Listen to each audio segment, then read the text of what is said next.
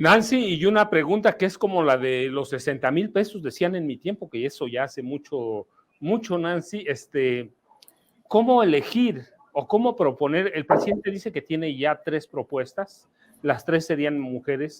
En realidad le ha ido bastante mal al presidente, porque o no conocíamos bien a, a las propuestas para ser ministros, o la derecha o los grupos de derecha tenían mucho, mucho que ofrecerles, que ofertarles como protecciones grupales.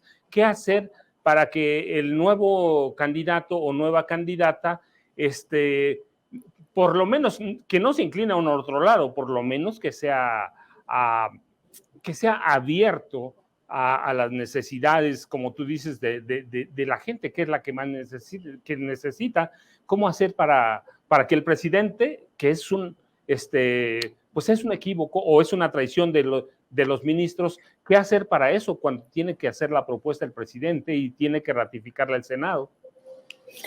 Pues es una pregunta compleja, Paco, y sobre todo la respuesta es difícil, y es difícil porque hay de por medio un matiz de confianza. O sea, el presidente confiaba en que estas personas pues iban a impulsar una reforma al interior de la Suprema Corte del Poder Judicial en términos generales, confiaba en que iban a actuar favorablemente hacia el pueblo de México, entendiendo que muchas de las acciones, de las reformas que llegan a discutirse en el ámbito constitucional, es decir, en este máximo tribunal constitucional, pues iban a fallar a favor de lo que sea mucho mejor para las mayorías.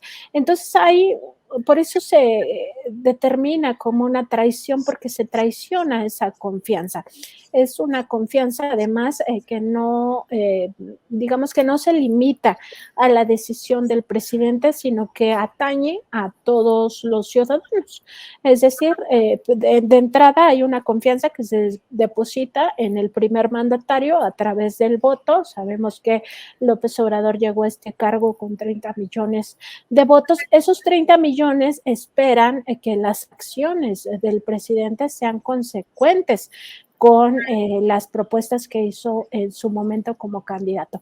Y pues lo mismo, el presidente confía en quienes delega las responsabilidades, que hagan lo conducente, que sean coherentes, que además trabajen a favor de las mayorías.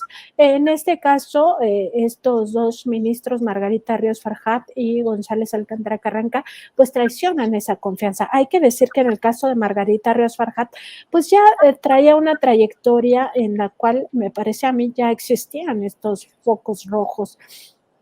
Sin embargo, pues no se quiso ver en su momento, y ahí están las consecuencias. Entonces, si ya hay focos rojos en torno a perfiles específicos, pues que no se opte por esas personas. O sea, que definitivamente sean personas que a lo largo de su vida se compruebe que son incorruptibles, que también se compruebe que han actuado de forma coherente, que tengan además una vena apegada o cercana al pueblo que más sufre, ¿no? Es decir, a las mayorías, que no sea cercano a intereses de grupos, sobre todo de grupos de interés empresarial. Entonces, que se revise a profundidad los perfiles. Sin embargo, aún así pueden darse las traiciones. El propio presidente ha hablado de ello. Incluso me parece que en una de las conferencias o en varias ha hablado de estos grupos o personas que estaban actuando de una forma, digamos, hasta cierto punto que parecía coherente, que parecía legítima, y llega este momento crucial o momento de definiciones de cara al proceso electoral y empiezan a revelarse al interior. Él lo dijo en el caso de los 43, de la investigación de los 43 normalistas de Ayotzinapa, Guerrero, que tanto le importa esclarecer, que ahí se había encontrado muchas personas que estaban traicionando o que abiertamente eran conservadores embosados y que ahora mismo o en estos meses se habían estado quitando las caretas. Entonces, no es fácil, es muy complejo, como podemos ver. El presidente incluso ponía de ejemplo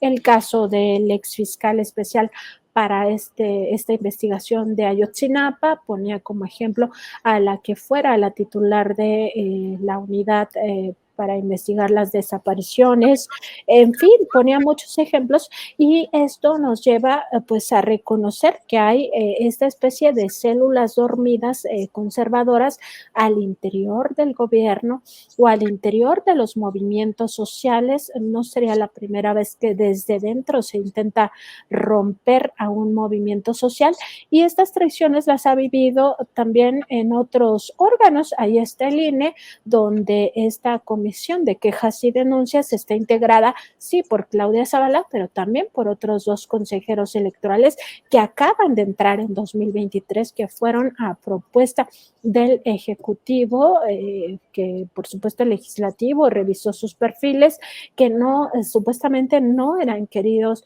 por la derecha en el Congreso, ¿no? Se tuvo que hacer esta insaculación, llegaron al INE por sorteo y al final acaban traicionando al pueblo de México otra vez, ¿no? Y entonces la consejera presidenta Guadalupe Tadei ha tenido que lidiar con estas traiciones desde su llegada a este cargo y no ha podido, pues realmente es difícil, no ha podido limpiar tampoco el INE.